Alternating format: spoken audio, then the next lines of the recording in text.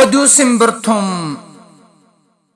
kun reediyoo dubbii dhaddacha jaalalaati. Reediyoon dubbii dhaddacha jaalalaa torbaanitti yeroo akkana dambalii giddu galeessa giraawatti kilohertzii saantimaan caalleen godinoota Oromiyaa kanneen biroo keessatti immoo meegaahertzii tajaajila mana turaa irraan kan daddarbu yoo ta'u reediyoo jaallatamaa fi deeggartoota baay'ee qabudha. Kanaas ta'e sana akkam jirtu kabajamtoota miidhamtoota jaalalaa amma sa'aatiin dhundhuma tokko hixatee jira. Waa'ee gabaabina sa'aatiif hin rakkatina jecha oduu walitti himnaa. Oduu waliin ana olii qalamiiti jalqaba irratti hanga footoo Jilli ministeera jaalalaa kan taate addee onneen durfamu gita isaanii kan ta'e ministeera dhimma keessoo fi murtee kan ta'an obbo Sammuu waliin mari'atan.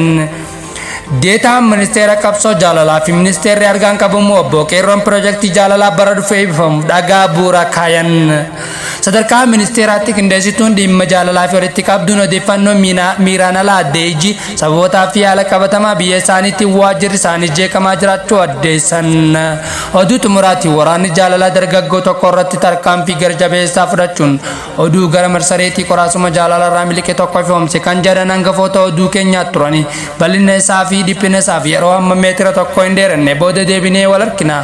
Hammasitti filannoon keessa reediyoo dhaamsaa haa ta'uun dhaamsa keenya galatoomaa ulfaadhaa.